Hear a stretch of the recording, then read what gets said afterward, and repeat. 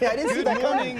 morning, Nina and Drew. Yeah, I'm on a jet ski. I'm with my buddy Mike. He's kind of showing me around the Willamette River, and like a lot of people, I'm trying to beat the heat. And there's going to be a lot of people on the waterways this weekend, so to be safe, the first thing you need to do is have on a life jacket like I do. I have Shelby here with me. She is a trick rider here. It's pretty much like gymnastics on a horse. So Shelby, tell me a little bit about trick riding, how much goes into it, and what are your favorite types of tricks?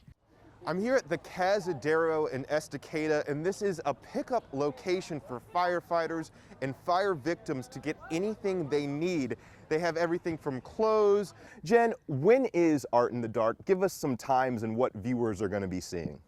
Art in the Dark starts tomorrow, Thursday, and runs both weekends, Thursday to Sunday. Yeah, we are going to take you up in the air. All right, so you guys heard her. Let's see how this goes. Okay, hold on for safety, and it takes all 5 of them to lift me. As you guys can see, drop me.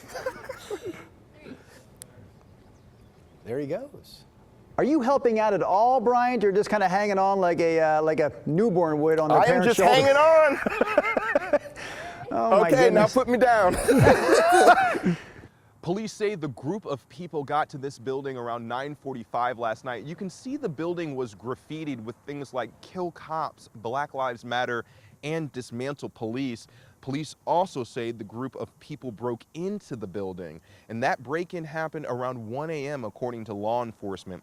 Police are sharing these photos with us. They say people set the building on fire and damaged the inside of the office. He is the president of the Rose City Polo Club, and he is an instructor or a coach. So first of all, Brendan, let's talk about the competition this weekend. There you go. All right. And don't forget to breathe. You gotta do that. There you go, now you gotta go for the ball. The Ross Island Bridge is behind me, and I'm here on stage. I have VIP access, and take a look at where people are going to be sitting. These are the seating pods. So I talked with the chef and co-owner of Cooperativa in the Pearl, and she says this will be like a huge reunion for the community. There's a lot of companies hiring throughout the Portland Metro, but they're having trouble finding employees. I'm Bryant Clerkley, and I'll let you know exactly what they're doing to solve the problem coming up. Litter, so you know I gotta slide. On my hammer, got it, never sticking to the side. Cleaning cat litter, so you know It's a perfect role for Mo Show, starring in Cat People on Netflix. Portland has been home for 5 years, and he's built a huge following, rapping about his pets. I have been doing this for the last 9 years. It has been a long, slow burn process. I've been cat rapping for 9 years, and I've been doing all of the videos that you see on the internet all day. I've been doing it for 9 years. His chorus of cats gives him a lot to rap about. I have 5 cats. That is DJ Ravioli, Black Savage, yes, the S is a $sign. We got Queen Sushi, we got Little Parmesan, and we got the Mighty Mega Man, for sure.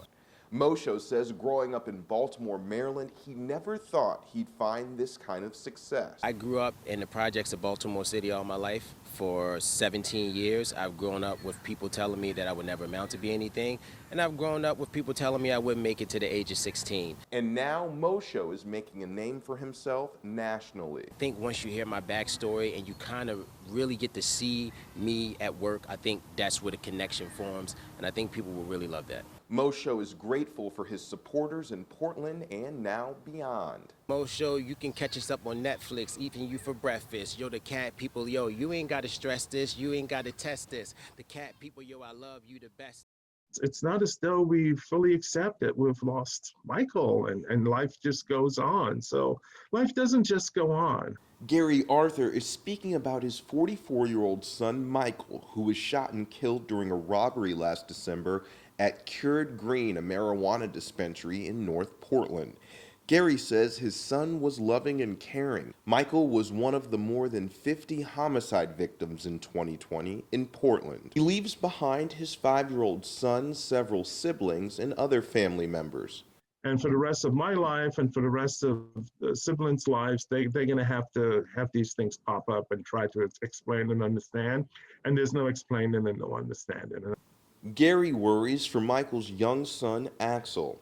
He doesn't know how the murder will impact his grandson as he gets older. who knows the decisions that Axel will end up making in life because his dad was gunned down, shot in the back one night while working. A couple of weeks after I interviewed Gary, someone was arrested in Michael's murder.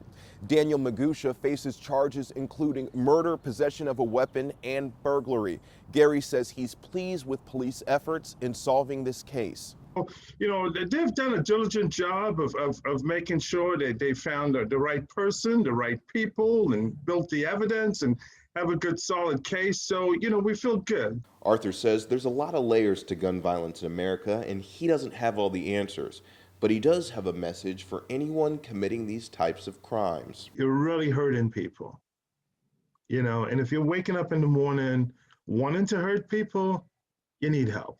There's something wrong with you.